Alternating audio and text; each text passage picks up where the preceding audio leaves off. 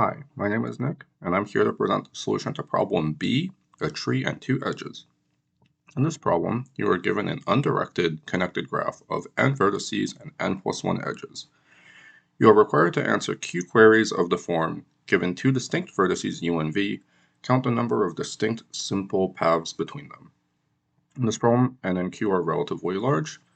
They go up to 50,000. Instead of tackling the problem of counting the number of paths on a tree and two edges, or n vertices and n plus 1 edges, we'll start by adding 0 edges to a tree and then 1 edge to a tree and seeing if those problems are simpler. So if we're simply asked to count the number of simple paths on a tree, we know that for any two distinct vertices, there's exactly one simple path. And this is simply by definition of a tree. If we add one edge, say between A and B to the graph, then not only can we use the tree edges, there are two additional simple paths that might be worth considering. And both of them require using the edge between A and B. In one of them, we go from U to A, and then we traverse the edge going from A to B, and then we go from B to V. In the other one, we reverse the direction. So we go from U to B, then traverse the edge going from B to A, and then go from A to V. Note that both the first step and the last step for both of these are using only the edges in the tree. In order for these paths to be valid, the two segments before and after the edge traversal must be disjoint. So now we simply have to validate that two paths on a tree are disjoint.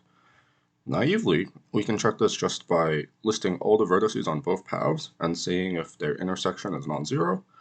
However, for this problem, that is too slow. So on a tree, note that any path must either ascend up the tree and then descend down the tree, possibly with either section being empty. So we can partition the path into two subpaths that either only ascend or descend. We can do this by computing the lowest common ancestor, or LCA, and this is doable in logarithmic time. So finally, we simply need to determine if two paths that only ascend have any common vertices, and we can do this again also by querying for some lowest common ancestors, or if you pre-compute the Euler tour of the tree, you can also do this in constant time. Now we just need to solve the original version of the problem. So with two additional edges, you actually have 8 additional paths that you can check on top of the original ones considering only one edge. So there are two ways to order the two edges that you traverse, and then you can traverse either of them in any direction.